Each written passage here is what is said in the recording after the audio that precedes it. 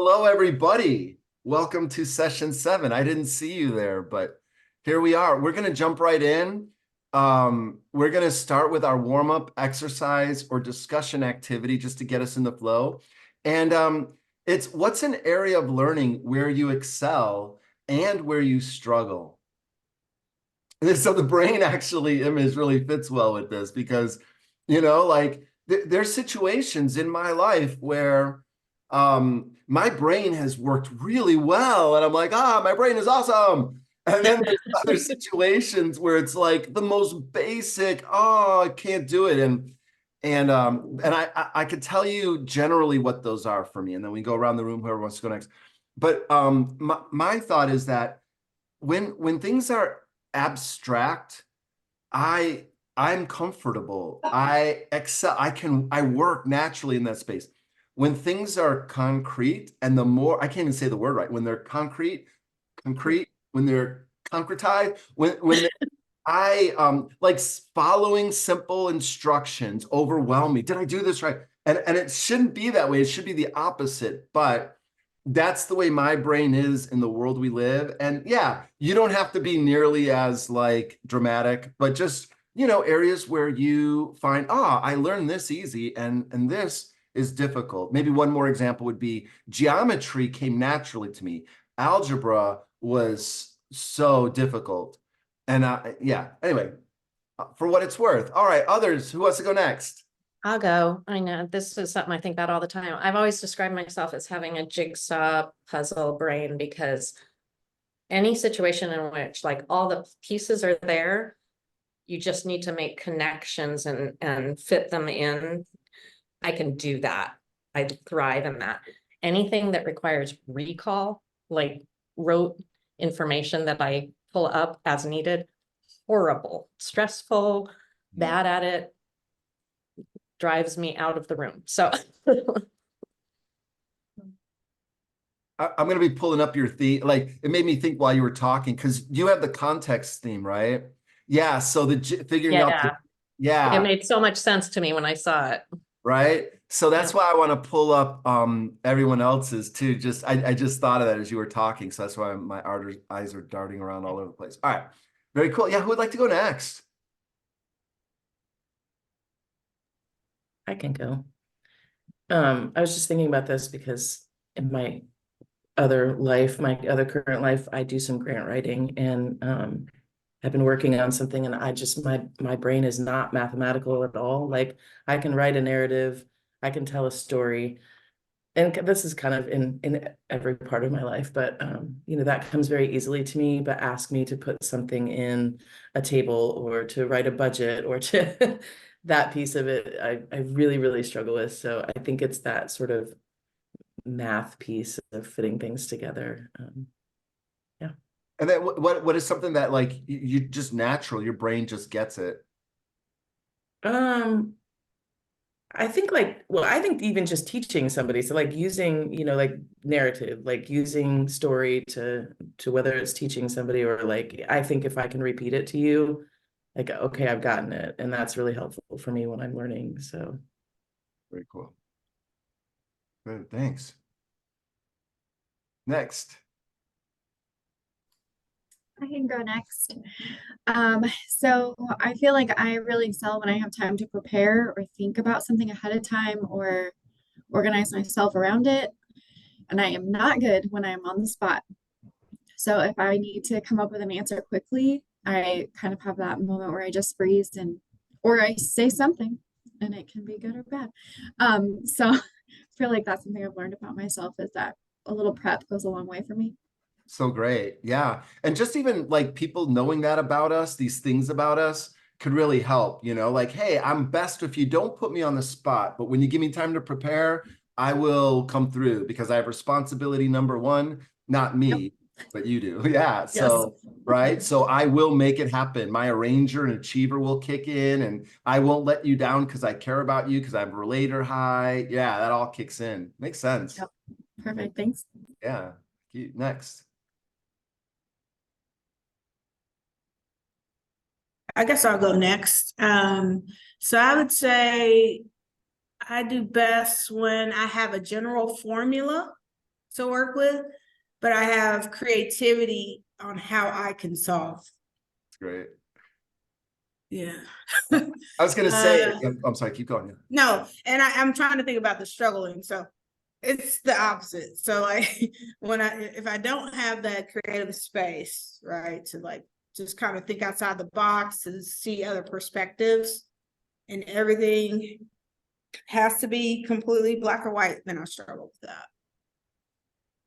Yeah, I look at your themes too. I don't want to distract him. It's not about a strengths finder thing, but yeah, like finding these tie-ins. It's really cool. Yeah. All right, good. Thanks. Next.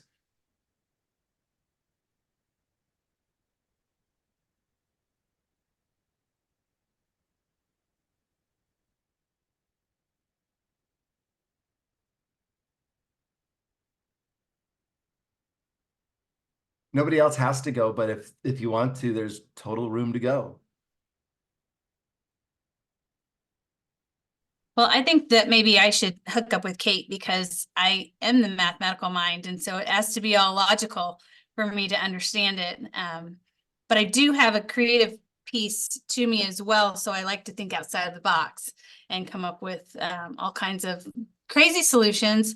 But then I have Kristen who brings me back down to what we can actually do. So it's a nice collaboration. Nice. Very good. Thank you. Excellent. All right. Well, if anybody else wants to go, we could do it. Otherwise, we shall move into our next piece. Anyone else? All right. Very cool. That was our warm up, our brain warm up, the meeting of the brains. So yeah, let's just get into our agenda building. Really, we thought the focus, tell me if you think otherwise, would be to wrap up the year and set up strong for 2024. So does that sound good? Anybody want to amend? Because then I'll ask you, why does that matter next? So I want to hear from a couple of you. Why does it matter that we wrap up the year strong and set up the year strong for 2024? I think it matters because anytime that we, take a break from work to set an intention before we go on hiatus, as it were, so that we're not having to do a lot of catch-up work when we reconvene. I like that.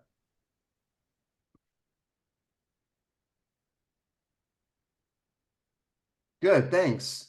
Another reason, why else does it matter that we wrap up the year and set up for 2024?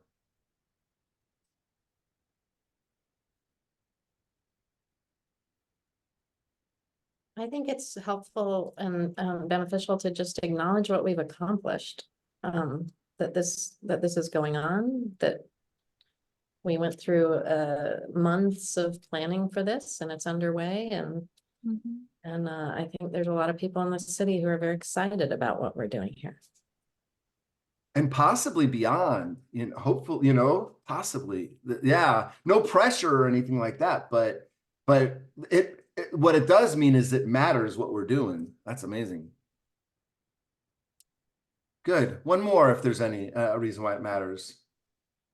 For me, for the setting up strong, I love to be able to think through things for a while. So if we know what we're going to be thinking about, it kind of helps me with the timing to percolate a little bit. I like that. Percolate. And it kind of enhances participation for those of us that won't hurt anybody, but for those of us that need more preparation, it enhances participation. It's great. Okay, good. And then, yeah, what do we want to accomplish by the end of the meeting? What kinds of things would make us feel like we've wrapped up the year and we're set up for 2024? What outcomes from today would help with that?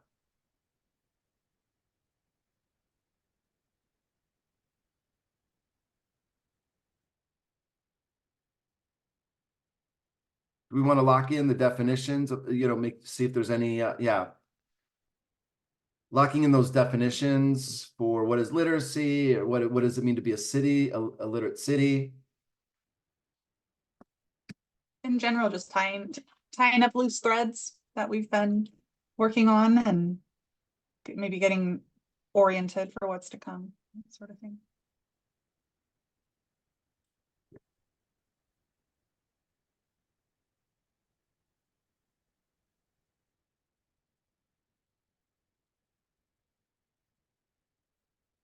All right. Any other outcomes you'd like to see from today?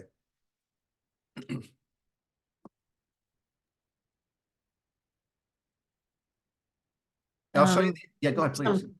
Some clarity on what we should be thinking through over the break, just kind of what should be in the back of our mind. That's wonderful. For those of us who need more time to think about those things. Yeah, I agree. Something I'd like to have happen today is to get a start. Remember, we talked about purpose, outcomes, and methods. This is where we're going, actually. It's not, I mean, it's a little meta because we're using this to just plan our time today. What's the purpose for our time today? What are the outcomes for our time today? And then when I show you the agenda on the next slide here, this would basically be our methods for reaching the outcomes for the day. Okay, so it's a little meta because what we're doing in the path ahead today, we're actually going to be working on our purpose statement for our overall initiative. And then this is the planning process, then our outcomes, and then our methods will be, the strategies, the tactics, and the actions. It's kind of like what it looks, populated way more like this. All right. So, so this is to start the year strong. Is that what we had there? Is that what I was saying? I lost. Yeah. So let's just go over the agenda, see if it fits with those things. So we're going to talk about where we're going in the new year. So I think that will help. We're going to be revisiting the stakeholder mapping process, maybe, revisiting and wrapping that up. We're going to have the committee that worked on some of the definitions share back. So that'll be great. We'll take a break. We'll get into developing purpose statement. We'll have Andrea visit at some point. It may be earlier than that. So if so, she'll be participating in the other stuff we will be doing. And then plus Delta, homework and next steps. And then we'll close. All right, how does that sound? Does that sound like the right methods?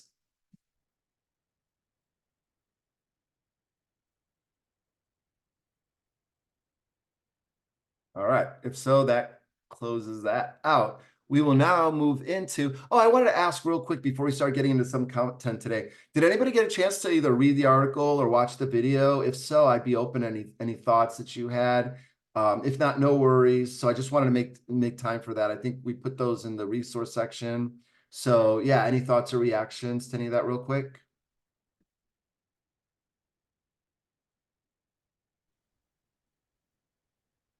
All right.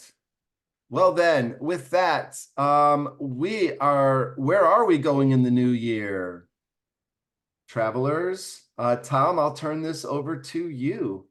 Right on. All right. Well, thanks, Adam. Good morning, everybody. So when April, Adam, and I talked last week after our last coalition meeting, I think as I was thinking about, this week being our last meeting in 2023 and thinking about 2024, our contract runs through March. And so for me, this is kind of a turning point and thinking, from the standpoint up until now, I've been like, wow, we have all this time. We've got months to build this coalition and work through things.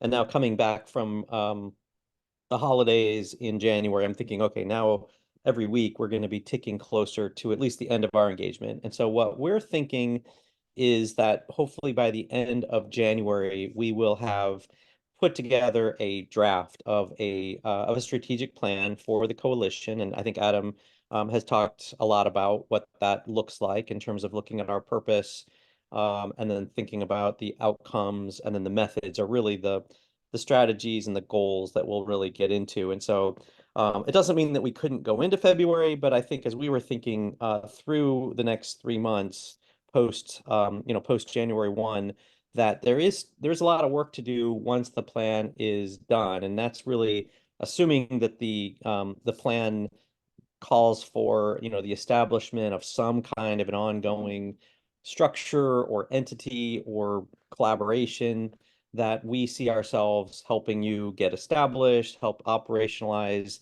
the methods and the strategies and goals and tactics. And so we think by the end of March, then hopefully we'll be able to kind of turn the keys totally over to you as volunteers, or there'll be some kind of a structure in place to help keep this going, keep the momentum going. And so that's kind of where we're thinking. I guess we wanted to pause and check in to see if anybody had any reactions to that, pushback to any of that.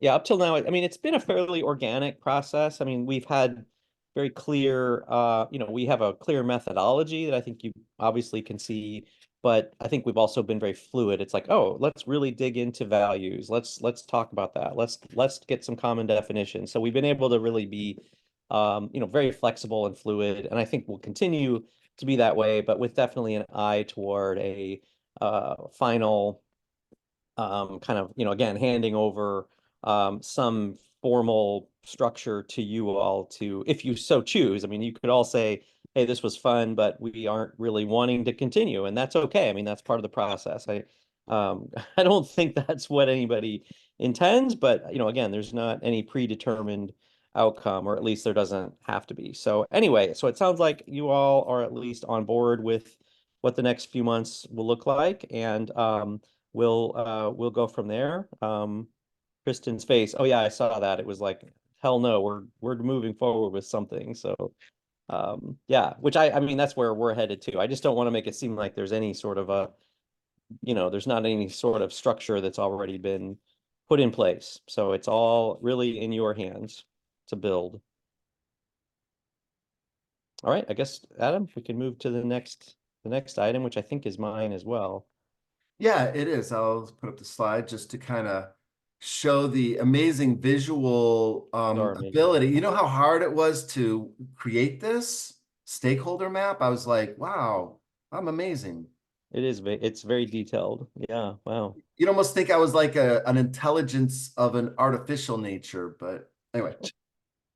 Yeah, go for it. So yeah, so this is kind of just a quick follow-up from last week. You'll obviously recall we spent a good chunk of time last Monday talking about whether we will be, you know, whether the question was really, are we looking at adding any new members to this coalition? And which I think the decision was no, that the folks that are here are the core members of the coalition. There are certainly rings of other collaborators, advocates that we definitely want to bring into the process as we move forward. When Adam and April and I talked last Monday after our meeting, we weren't sure about the discussion around the stakeholder mapping process. And so, I mean, stakeholder mapping, I think is, in my mind, it would be putting together an extensive list of other potential collaborators, advocates, people that would, you know, people and organizations that would need to be part of this work going forward. And I think the question that we had as the support to you was, do you want to have this stakeholder mapping happening as we move through the next month or so, the next 6 weeks? Or were you seeing stakeholder mapping as one of the pieces of the strategic plan that you would do later? And so it's really a question of timing. I don't think it's a question of whether you want to do it. It's more of a question of, is the thought that we would have a good map of stakeholders ready to give to you all to begin to reach out to, or we could be reaching out to them in February, March, once the plan is built? Or are you thinking that's a longer term goal that we need to that, you know, that you all would probably take and move forward?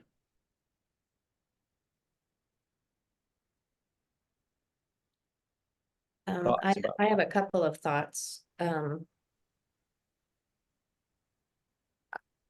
think that outreach around this is a lot of legwork. And I think we would welcome as much progress on that as possible in the next 3 months. And actually, when I was thinking about stakeholder mapping, kind of one of the first steps I was imagining was not so much identifying organizations or people, but categories. Like, what are the sectors of the city that need to be on board with this? And that might be something to do early. And then to think about, is there a way that this isn't dependent on us identifying them, but opening it up so that it's more of a community opportunity for those who are interested to find their way into this work. I really want to make sure, I mean, I've had already one experience of someone who felt that this started in a way that was exclusive. And I really don't want that to ever feel like the case to somebody simply because we forgot. So those are just my thoughts, and I'm happy to hear other ways of thinking about it. But Okay, good. I appreciate those are good thoughts. I mean, I'll just kind of reiterate what I heard. One was creating kind of categories of groups or individuals that would be the types of groups and individuals that you think should be involved in some way, shape, or form. Secondly, certainly identifying, who's out there that ought to be involved. And then finally, I heard kind of this open opportunity, for people to self-select. They want to be a part of this work. It doesn't have to be an invitation from the coalition itself. You did say something, Kristen, I want to follow up on, just so I'm clear.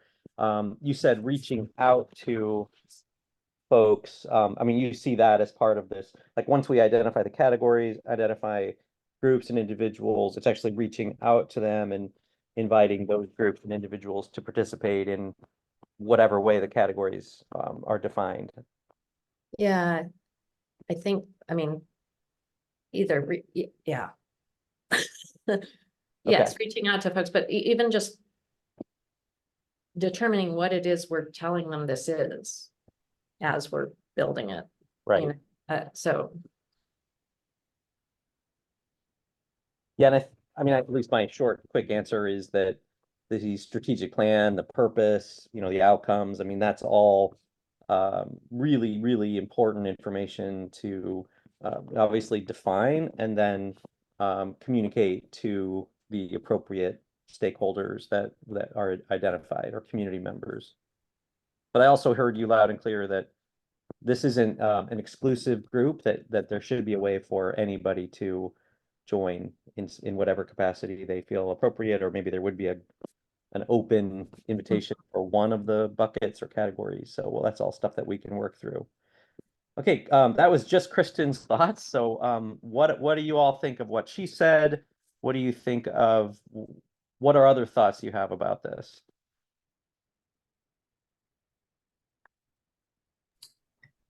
Well, I agree with what Kristen is saying. All of that sounded true to me. I think it would be useful for us to have a call to action ready.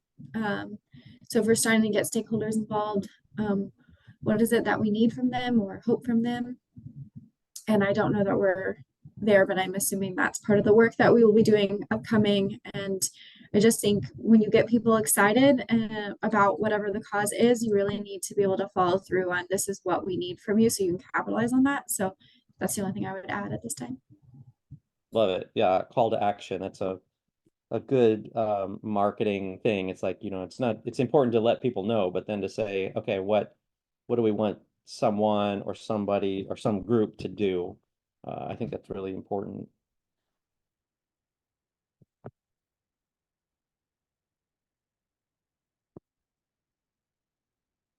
Other thoughts?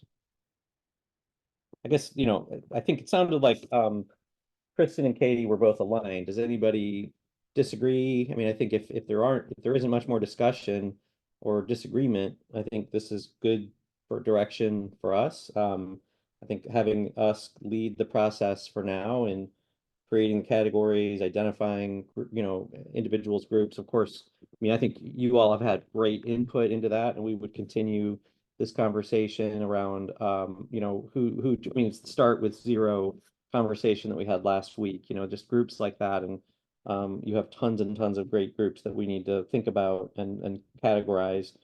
And then I think you're right. What's the call to action? What are we communicating to them? What are we asking them to do? And all of that, I think, will become even clearer in the next month to 6 weeks.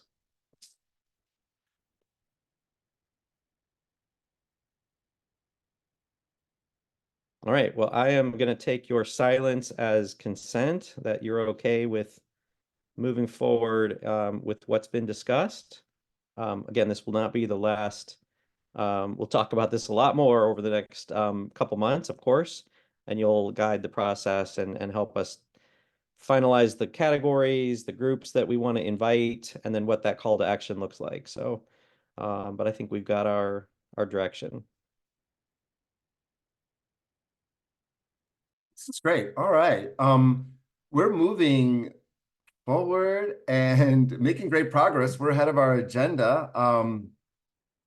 So next we shall talk about, this will be great. And Jitem, great timing too, as we get into talking about some of the clear definitions. Good to see you. And yeah, we're going to be talking, we've been doing some defining, and so I think Ellen will be sharing for the group today.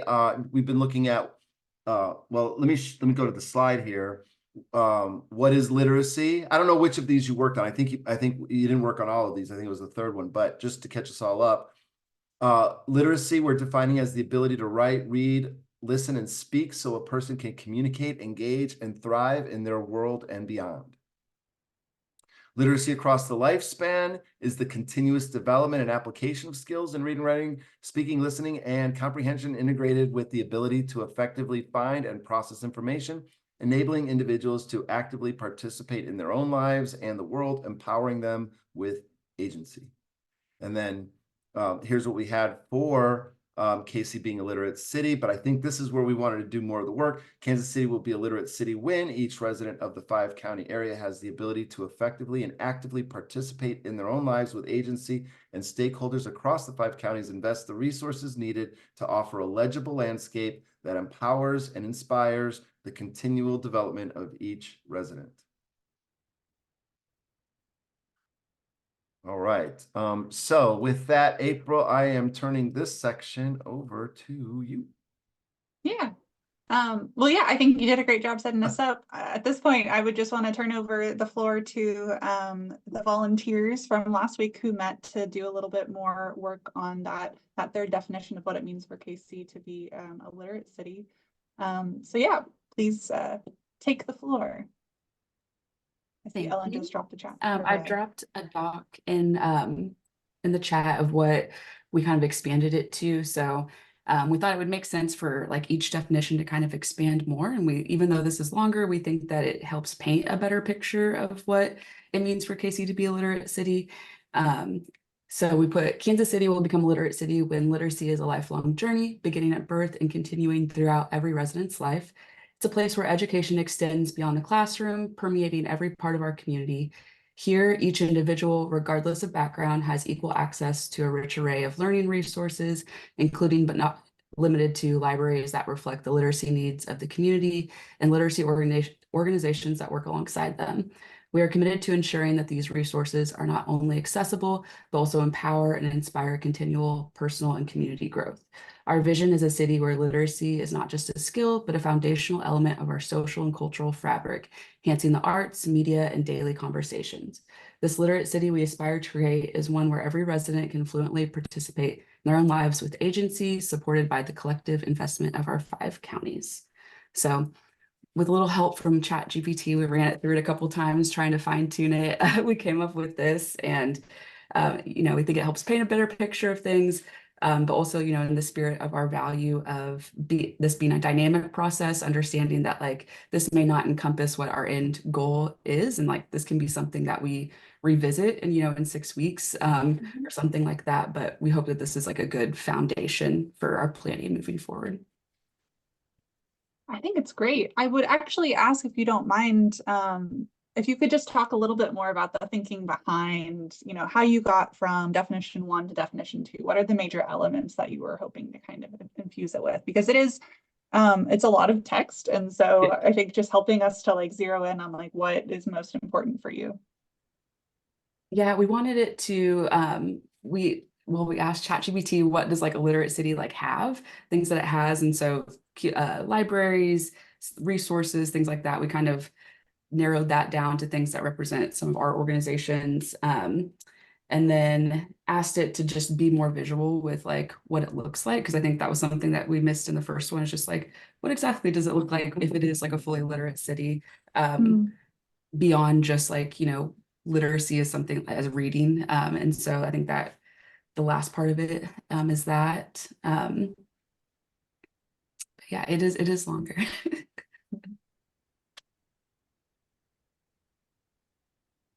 It is longer, but it makes sense.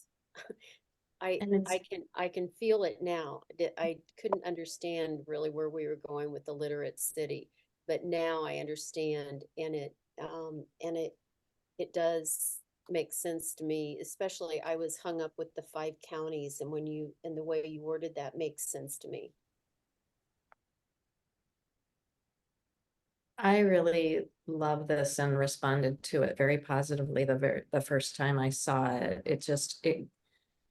It creates the concept of the breadth of what literacy can be and should mean. And it really paints a picture of a city that values so much more than just a reading score. So thank you all for your hard work on this. It's really lovely. I am always wordy in everything I write, so way to just go with it.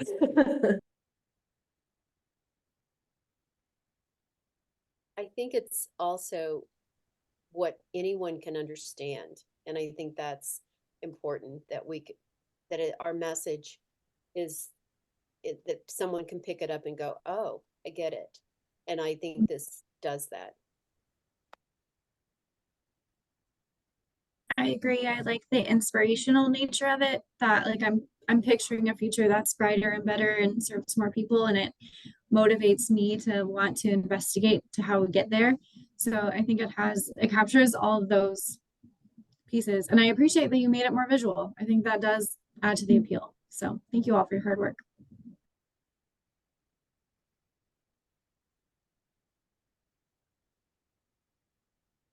Any more reactions? Yeah, I hear a lot of positive. Is there anything that we want to zero in on? Is any, smaller aspect not clear, or is this threading the needle?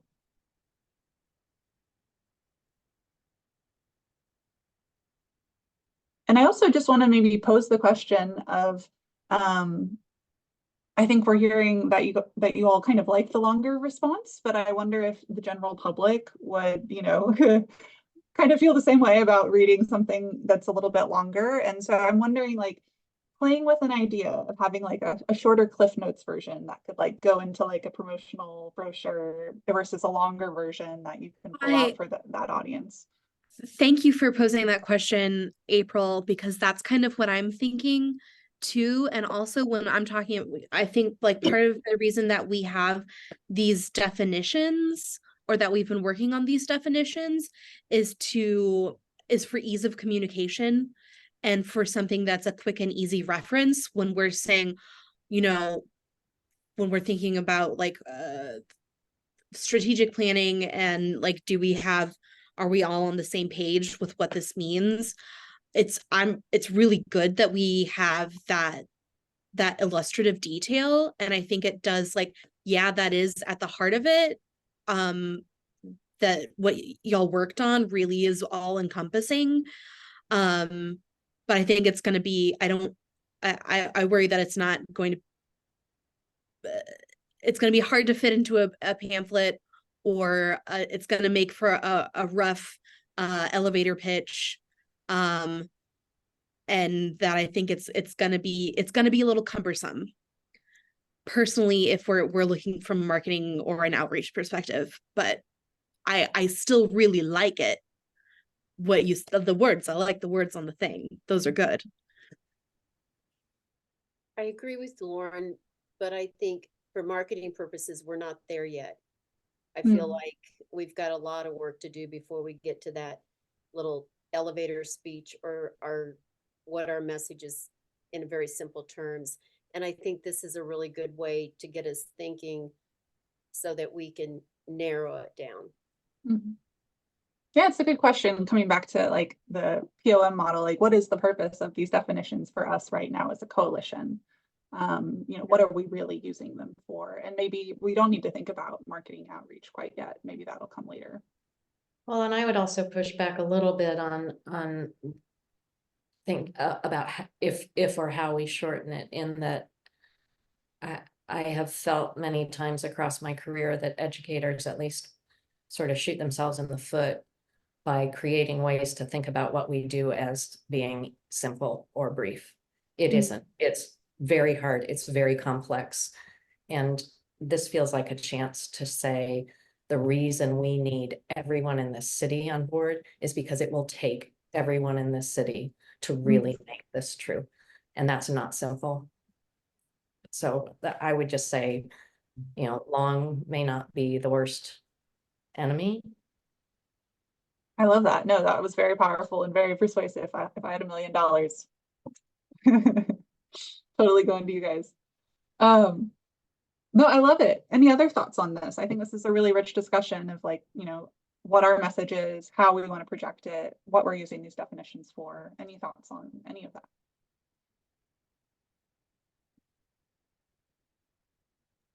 I think, yeah, we approached it as something that like it's going to help guide us internally and to have like shared definitions for our work as a group moving forward. But I agree, like for something marketing, like later down the line, maybe like a tagline or like, you know, a mission statement or something, we can better encompass things. But we thought, yeah, putting a vision to this for the group to work with would be good. Okay, awesome. Well, thank you all so much for your work. It seems like it's just really threading the needle and resonating, which is just really exciting. It's cool to really come around, you know, we talk about the shared thought bubbles and you guys are probably tired of hearing about it, but there's a moment when it clicks, you know, around certain things. And it's just cool to have that moment of shared vision and recognition that we're, you know, all in this for the same goal. So I think these definitions are really helping us to do that. So thank you guys for you know, really engaging with this exercise. I know it took a couple iterations, but it seems like we're making great progress. So yeah, any other last thoughts before we move on?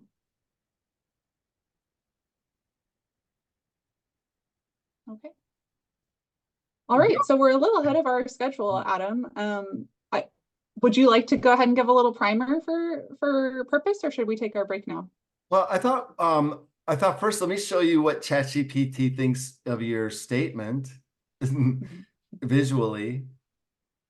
Oh, wow. And or this was another version. I got two in there. There might be a third one. Yeah, I have a third one right now. Hot off the press. I just drew it. Yeah, just another image of it. I just thought it was kind of fun. Kind of show. All right. But yeah, I do think that it would be a nice time to take a little break. We come back, we'll talk a little bit about purpose.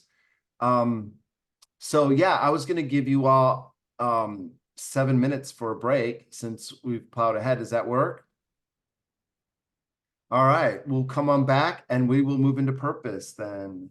Awesome work, everybody. We're moving ahead. See you guys soon.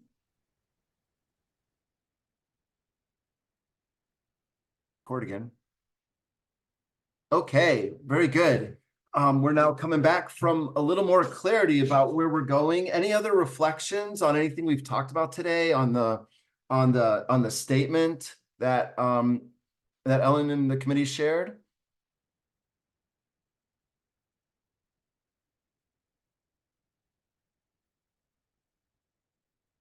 All right, so then what we're going to do, we're going to get into some breakout groups here. And before we do, I want to maybe prime the pump a little bit and talk about purpose and get your views on it as well. Just some starter thoughts about it.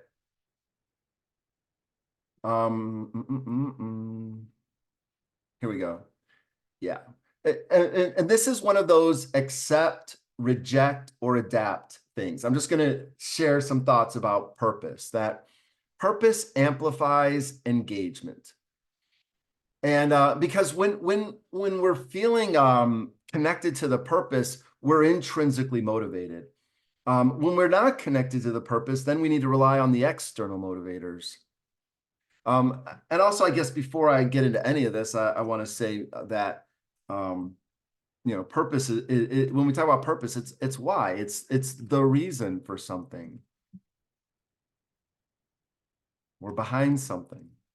I think that's kind of interesting too, because one of the points I'd like to make about purpose is that we don't create purpose. That this is one of those things. This might be one of those controversial things, or just something to think about. But I always was introduced to purpose as like, oh, you create the purpose, and I realized no, we really don't. We discern it. That purpose is already there. It is built into things. You could look at any object around you right now and go, what is the purpose of it? And you wouldn't be creating the purpose of it. You would be more like discerning it, deriving it, that it's there already. And so for me, the capacity for purpose, because I think of it as a capacity, one we can develop to be more purposeful. We don't think to do it. Purpose lives in the background. So the capacity for purpose is to bring purpose to the foreground for yourself and for others. And the thing about purpose is it doesn't represent itself. It needs advocacy. And in order to advocate for it, we first have to see it. In order to see it, we have to discern it. So once discerned, that purpose really, it amplifies our engagement, that it helps us make sure we're using our resources in the right way, effort being a resource as well, but we're using our resources in the right way. Purpose tells us, where do we direct our resources? How should they be utilized? And that purpose keeps us focused. I think of purpose as, well, first of all, it tells us what's the essence of what we're doing. But then when we get lost or confused, it reminds us. It's the home you can always return to. In a marriage, you'd say, we're maybe not getting along so well. Wait, let's return. What is the purpose of this venture we're engaged in? Businesses should use it that way. What is our purpose? A student struggling with studies might reflect on their purpose. So purpose, it helps us reground ourselves. And so therefore, purpose has a generative power. It creates, it generates, and advances, makes progress, and that it's a source of competitive advantage. And that we're not here to compete necessarily with anyone else, but we are competing with the problem, and we have to outcompete it.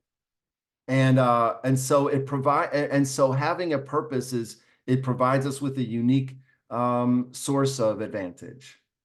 So those are just some initial thoughts on purpose. Again, an idea fashion show, accept, reject, or adapt. But I want to open it up to your thoughts about purpose and what it all means as we start to get into this venture and this conversation together about what is our coalition's purpose.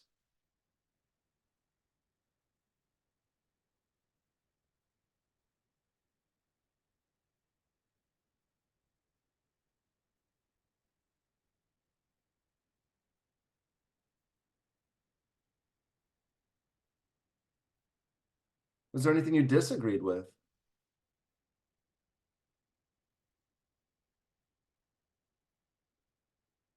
Or agreed with? Was that all like kind of like common sense?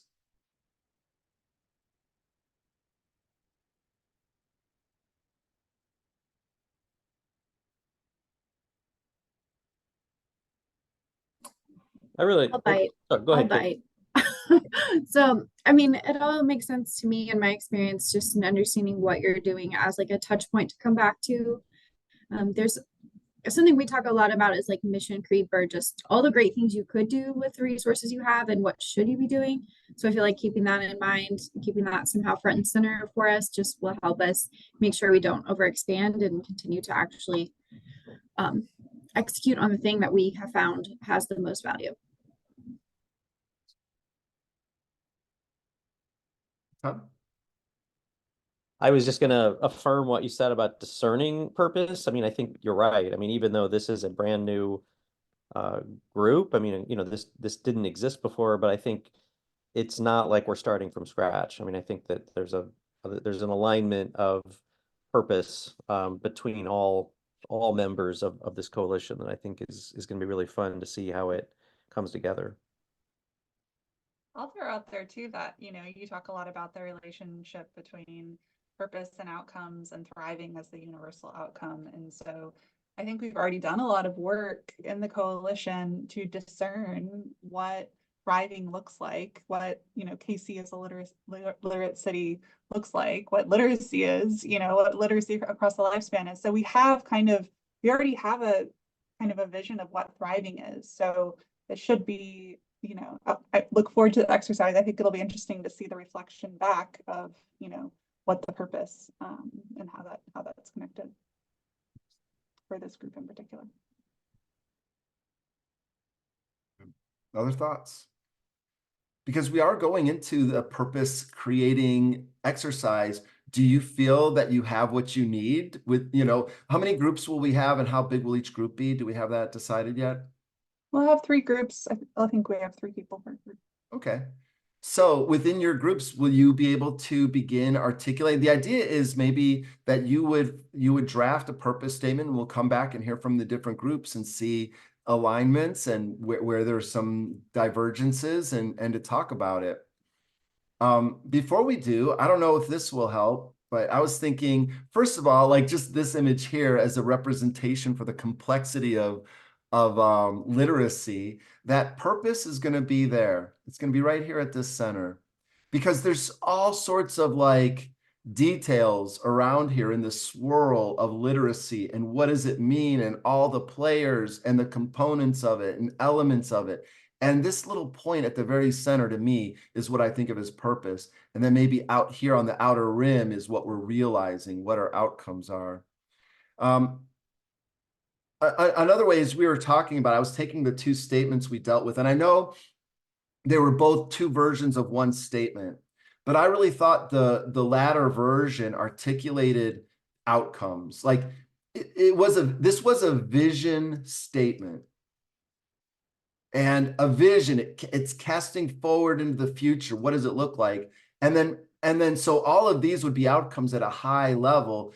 You know, and then what I would say is we would fill in the pixelation of it, the details of what all these all these things mean in more granular detail, and that this, if we adjust it a little bit, we aspire to be a literate city, which means these things. Then that becomes a purpose statement. That and then this becomes more leads us into the outcomes, and so. In a way, it's possible that we really are advancing our work quite quickly today, faster than I might have thought. I don't know, and I don't know if that makes sense what I'm saying, but if we can get this statement right, it feels like this statement is right over here, the vision statement. So if we can get this end of it a little bit more into a purposeful, you know, in a purposey statement, I don't know what that means, but in a statement more as a purpose, then this almost as if this was the question and that this was the answer. And then from there, you know, our work gets to focus on the methods for how we get from here to here. So let me be silent for a moment, see your reactions to what I'm saying, and then we can move into groups from there. Any reactions to what I was saying? Framing it that way makes more sense to me. I didn't actually think I was prepared to start thinking through a purpose statement very clearly, but backing up from the vision statement helps me a lot. Nice. I also think that what our the ad hoc committee last week, viewing that as a vision statement, I think makes more sense to me than viewing it as, you know, kind of like our viewing it just as like a reference definition. So I really like having that there as a vision statement, I think makes more sense for our purposes. So look how forward thinking everyone is, like, hey, way to anticipate next steps, team. Hmm. Good. So then my thinking is your job in your groups will be to identify the purpose statement for which the vision statement, which I'll just put into the chat so that it's handy. So your job is to create a purpose statement for which that outcome statement makes sense. And can you maybe tell them the formula for making a purpose statement again? I know we do that a lot, but I think Sure. that would, Yeah. break it into clear steps. And so for me, and I just sort of discovered this on accident, I just sort of backed into it, but I realized that if you just ask 2 questions in order, it roughly frames out your purpose. And those 2 questions are, one, what is our focus? And then the second one is, why does that matter? And that if you do that well, if your focus is the right focus, then answering it becomes easier. So it's really getting, what is that right focus? What is that right point? And if you remember me talking last time that this was the metaphor for purpose, you know, that point, and that this side would be the metaphor for outcomes, that it's really important that it become pointy and focused. You know? Yep. Cool. Other thoughts, reactions to any of that? So the idea would be that you would literally go through the steps of saying, what is the focus of the coalition, right? That's what we're looking at, rather than like the focus of literacy in Kansas City. We're looking at what is the focus of the coalition? Why does it matter that the coalition does this work? And then once you have that listed out, you can leave it like that. Or if you want to take kind of a shot at tying it together in prose, so it's not, disjointed bullet points into 1 or 2 sentences. That's kind of what we're looking for. And then I think looking at the vision statement, having that as sort of the other bookend for the purpose, can also be a useful reference. That makes sense. Any questions? How much time do you think you all would need for this as a group?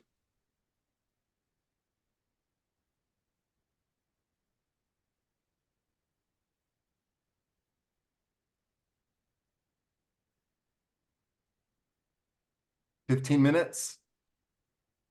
You're talking about the small groups, right? Yeah, for the small group. We can start with 15 and then check back in. And we'll check back Yeah. in. That's what I've done. Yep. We'll be hopping around the rooms to listen, and we'll see where everybody's at. Perfect. All right. Okay, I'll go ahead and open the rooms. Okay, great. Were you finishing up something, Adam? I was, yeah. I wanted to enter group 3's purpose statement into the documents. Okay, Yeah. great. All right. Well, I was in group 2. I think we had a good discussion. I think, people were not as confident necessarily in this exercise, which I think is good. It's good and part of the process. But I think we were talking about how we'd love to see how others approached the task and kind of share feedback. So I'd love it if group 1, if you guys don't mind going first, talking through what that process was like for you and what outputs you came to, and any questions for the group. Okay, chickens, I'll do it. So what's the focus of our coalition? So we did not come up with a statement. Sorry, April, we came up with bullets. But we thought a lot about it. So as you can see, we were talking about what resources are going to be available and how do we make sure that they're available at all levels, and that is something that we'll have to collaborate to figure that out. Where's our funding coming from? Hi, Andrea. The process for individuals to move through literacy, do we want a special process where, no matter where you are, you go to one place so that you can figure out what's the next step and who can help the best.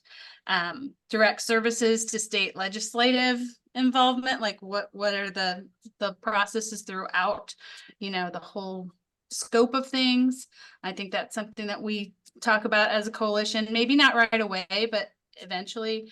And then figuring out all the major players that need to be involved to make it successful, which we have been talking about for a while. And why does it matter? I mean, it affects our whole society, everything from, community building to crime to just having engaged individuals in a better community. So that was our thoughts. Good, very good. Can we ask questions? Just clarifying things? Sure. or- Why not? I'm just curious. I spent a lot of years in Jefferson City working as a lobbyist, basically. What do you see? What are the benefits for literacy in Kansas City from state legislative involvement? Like, what kinds of things would you see coming from that? So I'm part of a group that focuses on early literacy through MARC, Mid-America Regional Council, and they do a legislative update of just things that are moving through the legislature on both the Missouri and the Kansas side. I think that's great information. I think if it's something that we can get behind to help, push that through, I think that's important that we at least know about what's happening. And can take steps or can say, hey, this is what's happening. If you'd like to support this, this is how you do that. Yeah, I think it's great. I just was curious, like if there were, assuming it could affect funding for schools, educational initiatives, public policy changes. I think it's 100% relevant. I was just curious what you were thinking more specifically. So that's helpful. Yeah, I don't want to be a lobbyist. You don't want to do that. It's not. No, it's thank painful. you. Mhm. Any other reactions to group one's thinking on this topic? I think it just raises a lot of really important kind of questions that we need, or at least topics that need to be front of mind as we're going into the strategic planning exercise. Good, let's go on to group 2. Who would like to be the reader, the sharer? Well, I was the typer, so I'll be the reader. We tried to put together ideas that focused both on literacy itself as the focus and the collective work of the city as the focus. And then really tried to tie it back into language that we already had from our different statements. And so we ended with our focus is engaging the entire community in the pursuit of a literate city that enables individuals to actively participate in their own lives and the world and empowers them with agency. And then we kind of just came up with 4 different statements about why it matters. We didn't really weave them into a singular statement. I don't know that we prioritize them a lot, but I think that there was more of a desire to see something around literacy as a human right. That's why it matters. That sort of sums up all other elements of why it matters, especially if literacy is the foundation of the focus.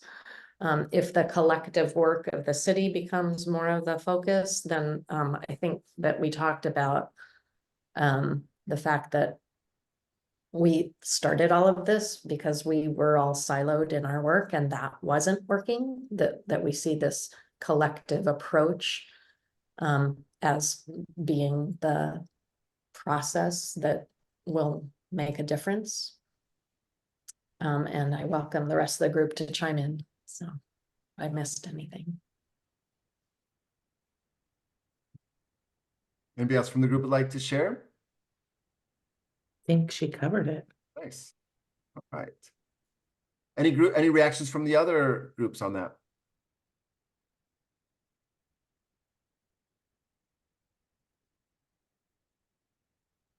Okay, would somebody from group 3 like to share? Lauren, I'll go if you want to jump in. Let me know if I missed anything. So we had a great conversation through the focus question and then why does it matter? And Adam was sitting in with us and kind of synthesized the conversation, which was really, really helpful. So what we came up with was, well, I should say a question we had was, are we defining the purpose of the work we're doing or the purpose of why we all are collectively working together? And that was a pretty big pivotal moment for the discussion, I would say. And we kind of asked Adam about that a little bit, and through the conversation decided that we would focus on why this group matters. Why are we working together to try to accomplish something? And so that really became the focus of what we tried to define in our purpose statement. And then what we wrote was, or what Adam wrote, we worked through, was our purpose as a coalition is to concentrate collective resources to create a sustainable infrastructure that establishes Casey as the model literate city. And I think what was one of the big points that Katie brought up, that I once I had a few more minutes to think about it, is that, you know, this group is coming together to create something that outlasts us as just individuals in positions, because there's going to be shift and churn, and we want, you know, if a couple of organizations have new executive directors in the next couple of years, we don't want to lose the momentum. We still want, you know, we hope that some part of this coalition is still active and moving. And I was just really thinking about what was like working through and coming back after COVID regulations, and when there had been so much turnover in agencies, when we had been, you know, working on such individual projects for so long, and how much effort it took just for us to, you know, figure out what everyone else was doing after that part in time, and like how would it have looked different if we had already had this infrastructure in place before that happened. It reminds me of one of the values that you all came up with in terms of the dynamic process with the, you know, pursuit of excellence, is kind of the recognition that like there will be you know, kind of an adaptive approach and a really resilient approach that, you know, we want to build into the coalition. So yeah, you just kind of bringing up COVID and the reality of turnover and all of that, I think really ties nicely into the sustainable infrastructure. Yeah, it's very, very rooted in the reality of how this work goes. Yeah. I want to just maybe show you how it looks like if you wanted to take the sort of outcome statement or vision statement we arrived at earlier, that then with I didn't get the updated language, so let me do that real quick. I saw somebody who was the anonymous duck. I was in there. I was in there I just very gently tweaked the language. It was perfect. It was elegant and on point. So yeah, so then the idea would be, does this purpose statement, you know, and this outcome statement go together? You know, is this statement here I can't. Well, this statement here, oh, that's right. It's an image. Well, does this statement here reflect this purpose statement? Is really what I'm trying to get to. Reactions from you all.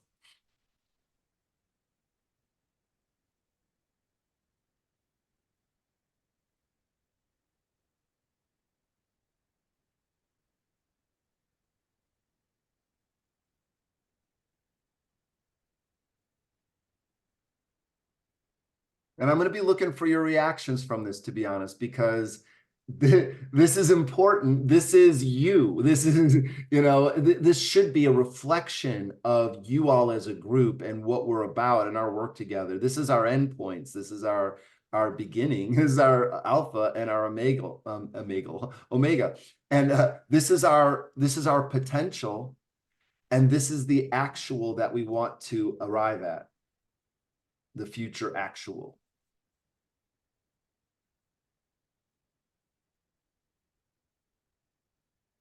I have a question. I love this statement. I just want to make sure that I'm understanding, like when it says to concentrate collective resources.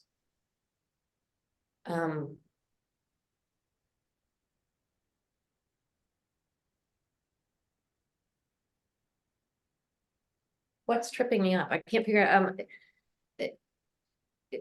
we, the 10 of us or whatever we are now, aren't the collective resources.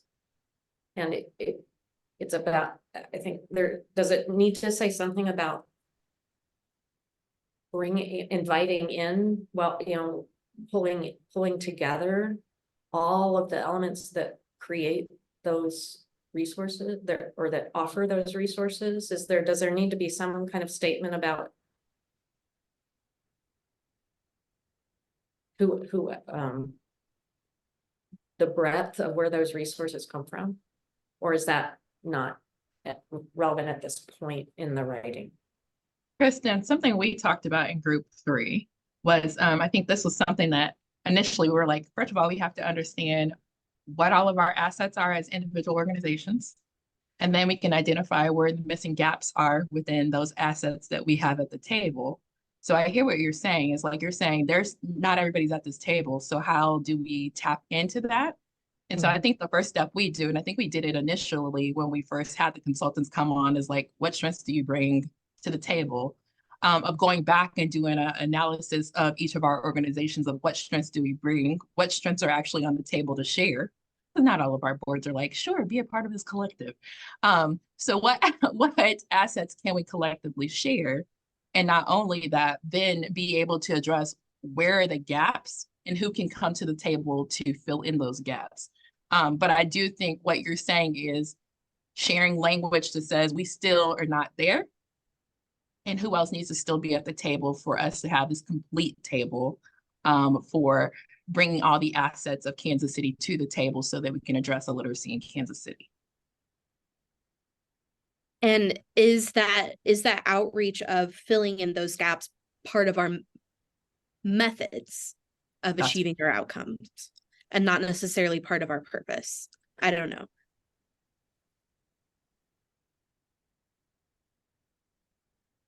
Because to me, that's where the strategy comes in of like identifying what assets we have, but also the methodology in which we can use it and acknowledging where are the gaps. And so that could be a part of the methods, but not sure either, like Lauren was saying.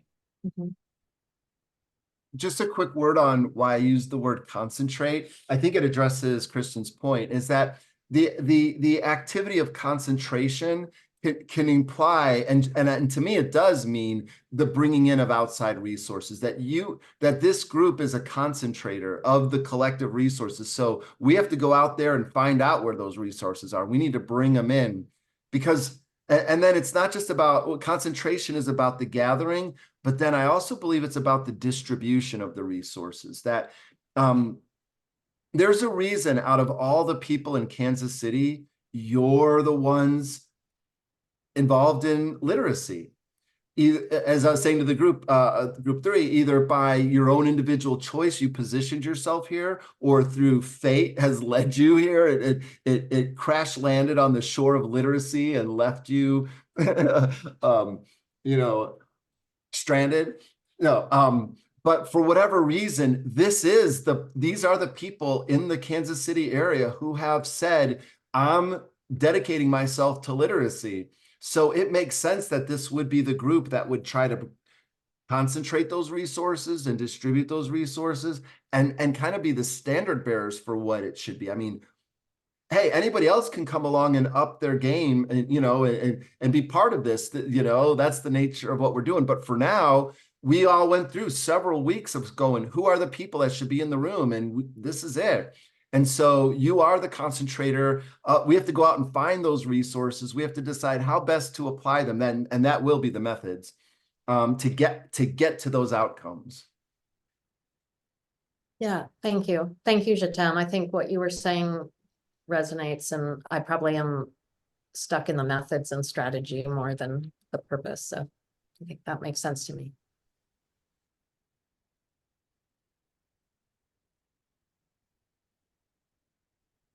All right, I think in the interest of time, do you want to kind of bring us to a stopping point in this discussion? Then we'll hand it over to Andrea.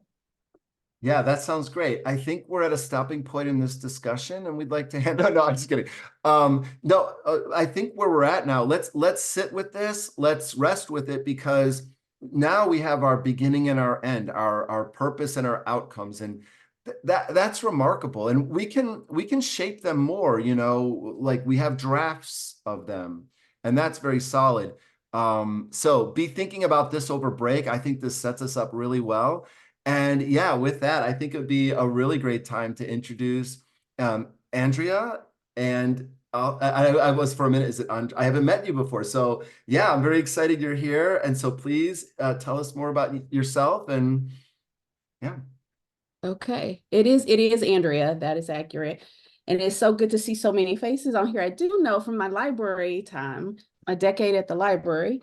And then I also did some work with Front Porch Alliance before you arrived there, Jatim, but I have fond memories of that organization as well. So, but I'm coming to talk to you guys about the Royals Literacy League, and just tell me, do you guys have a real sense of already what it is? I understand you might have seen the job description, but have you heard anything about it other than that? No. So, okay, so I can kind of start from ground zero. And so I will just share a little bit about me so that you know who's talking to you. But I am originally from Kansas City, born and raised. So, you know, I bleed red and blue, Chiefs and Royals. But I spent a decade. So it was Border Star in Lincoln and Rockhurst was my trajectory here. And then I spent a decade on the East Coast because I went to graduate school at NYU, because they had a master's program that let me marry my interest in media education and early education and kind of hands-on learning all together in one degree, and also film production. So I kind of put all of those things together. And so that's what I spent a decade at the library, kind of integrating that work into the work at the library, which was a blast. But I come to this a little bit with that. The reason why I was chosen for this role, I believe, is because of that experience that I had at the library, kind of putting together project managing initiative that didn't exist before and creating something that out of nothing in a way, which was fun to do. And that's kind of what I love doing. And so I think with this particular initiative, you know, they got the ball rolling really quickly based on they got a new community impact vice president at the Royals. And so he began having conversations in the community, and the feedback kept coming back to literacy, right? Because the Royals they were trying to figure out how can we contribute? Because it was something that was important to them. And so literacy kept coming up. And what I loved about hearing their backstory is that, you know, they said, okay, but, you know, we don't have a pedagogical perspective on literacy, right? Like that's not where our strength lies. So they said, so how can we really contribute to this conversation? And what I appreciate is that they then went out and talked to folks who actually did have experience in either the education realm or literacy organizations, right? They created an advisory council that included administrators in education and teachers, and of course, like organizations like Turn the Page. And out of those conversations, it became this understanding that, well, the Royals, we do have assets, right? We have assets that we could leverage to help be a part of a movement around making Kansas City a more literate city, right? We have players, and we have a stadium, and we have, you know, those kind of things. And we have a creative team that knows how to use those particular assets to rile people up and get them excited. So they really decided that should be our lane, at least initially, is that we should focus on how to make reading exciting and fun again, and that be the reminder, right? Knowing that the practice of actually knowing how to read is important, and it's not going to be fun if you don't know how to read, right? That is a very real thing that we all know to be true. But I appreciated their recognition that at this point, that's not where our expertise lies. So let's focus on where our expertise lies. I think that as it moves forward, though, there will be space for them to even more align with educators in a way that helps pedagogy if that is what educators decide they need from the Royals. So I think they're open to whatever the possibilities are. But right now it is that kind of joy and inspiration. So the very first thing that they're doing and that I'm kind of tasked to coordinate is a pilot that includes 9 schools in our area. There's 4 charter schools involved and 4 KCPS schools, and then 1 Hickman Mill School.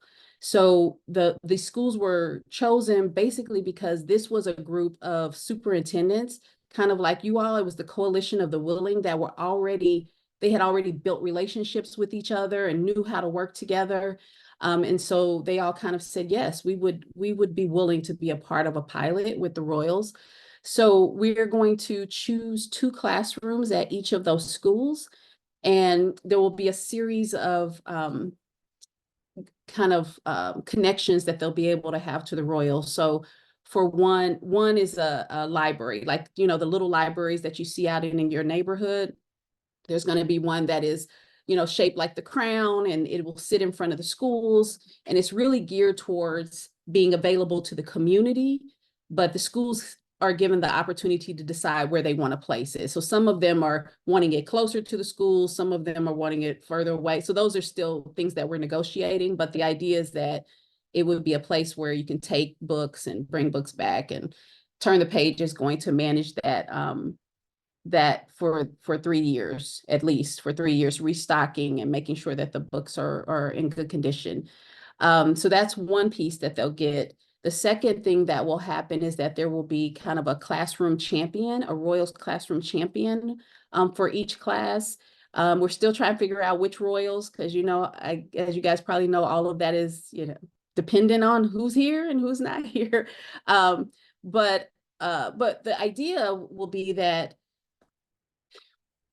they will make it personal, right? So I'm going to do a profile of every classroom, talking to the teachers, and figure out, like, I have a John in my class, I have an Amanda in my class, I have, you know, whatever. And we will take that to the player and we will say, hey, this teacher said that Amanda read this book and she was really excited about it because it was about horses or whatever. So they'll give them that kind of backstory so that the player can then have a very personal a message that says, hey, Amanda, I heard you read that book, right?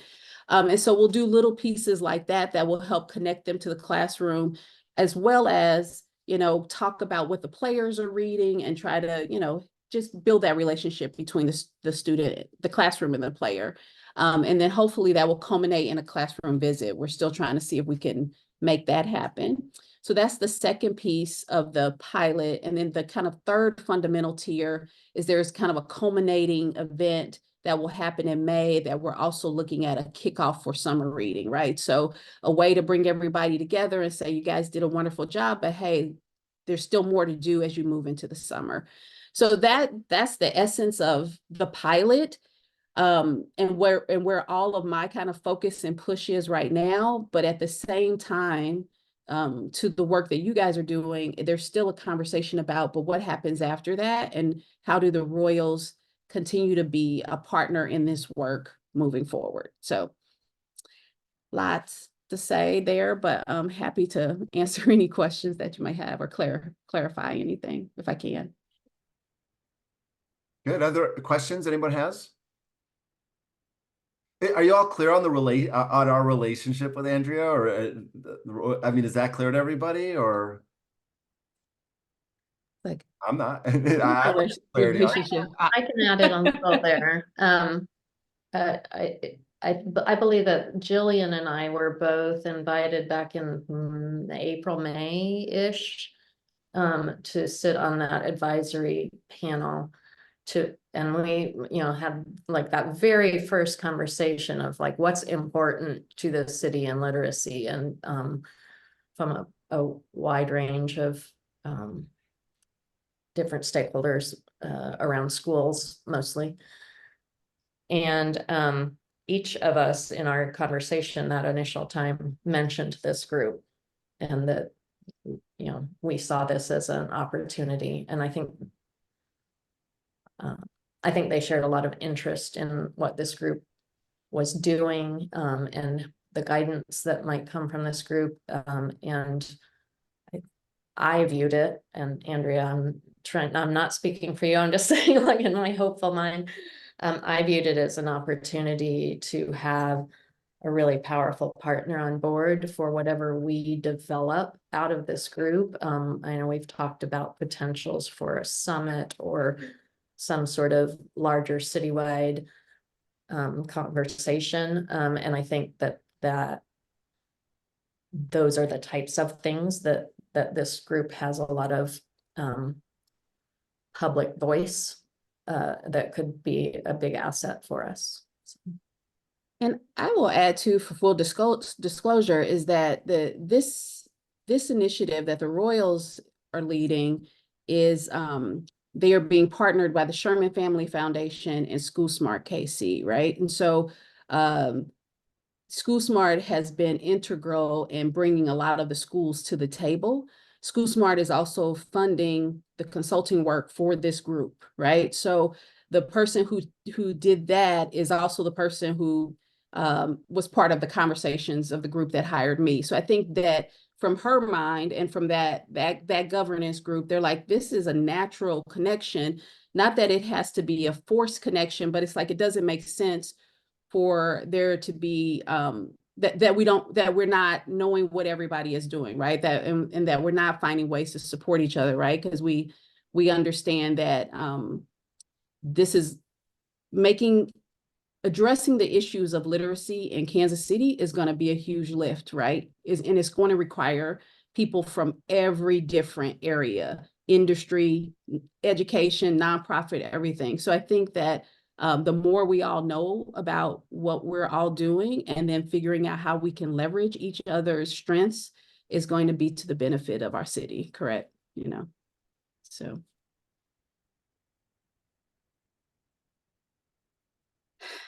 No questions?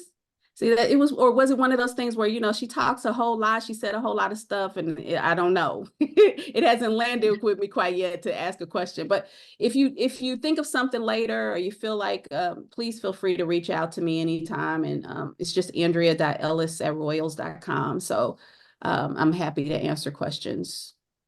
No, I think probably a lot to talk about. There's just a lot to take in at the same time. I mean, as we've identified or are articulating our purpose, how do you fit in with that? Are you a member of the coalition, or how do we interface, or what's our, what's possible together? So I don't know that we can answer all those questions now, but those are the kinds of things. I'd invite the group. Anything that you'd like to home in on currently or ask while we have Andrea here?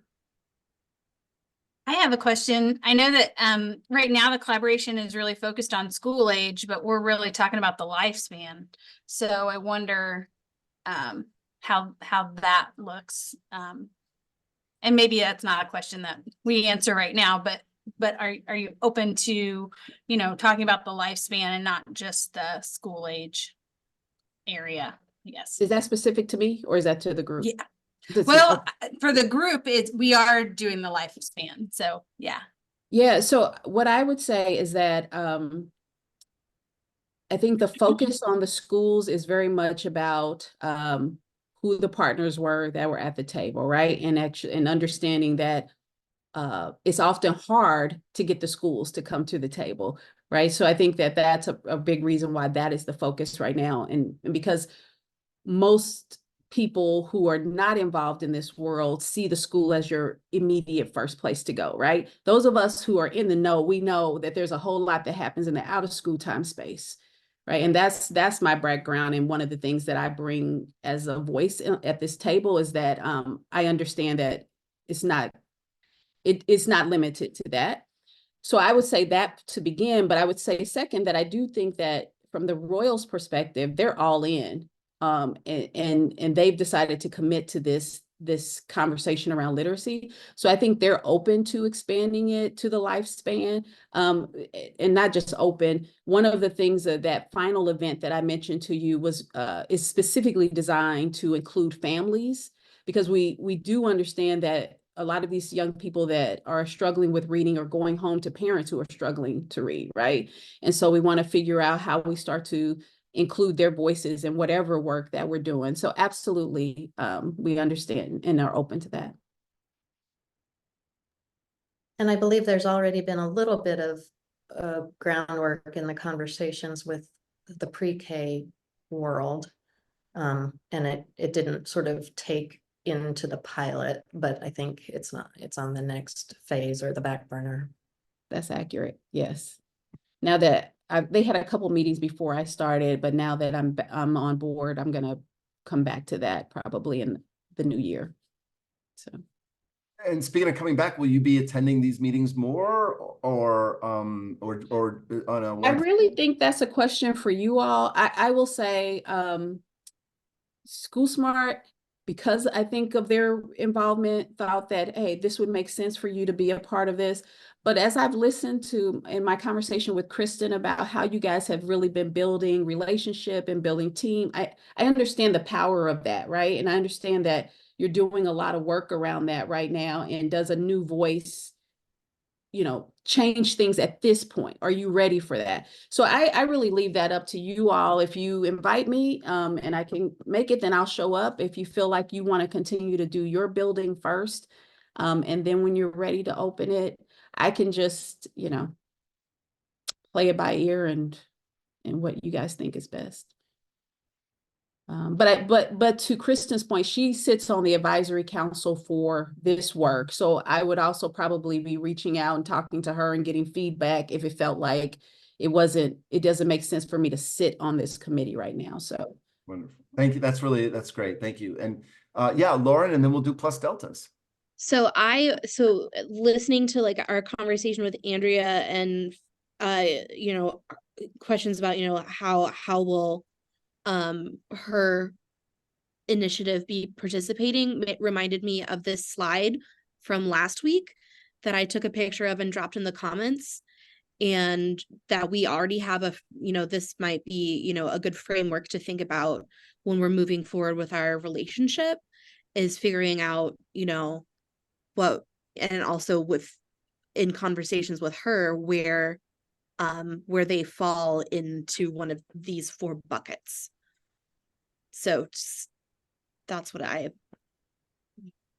wanted to share, that we do have, a framework to be thinking about.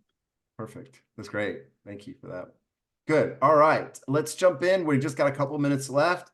What were some pluses or deltas for our meeting? Pluses is that which helped us make progress. Deltas being that which might have inhibited, and that that we want to change for next time. So yeah, any pluses or deltas from today?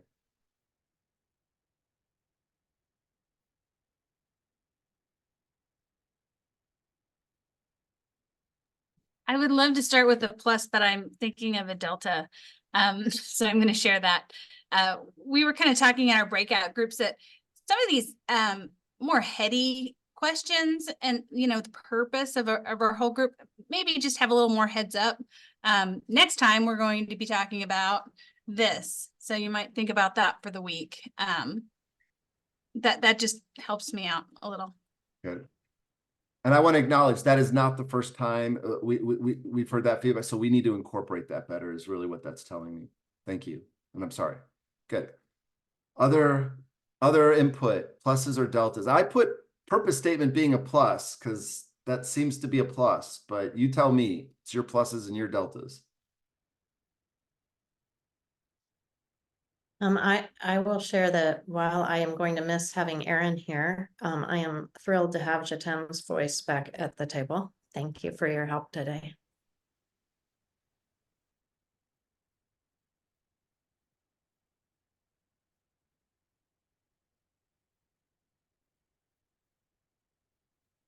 I'd say a plus is just continuing to work in different groups, because it just allows more opportunity, right? Just to continue to get to know the people that are in this space.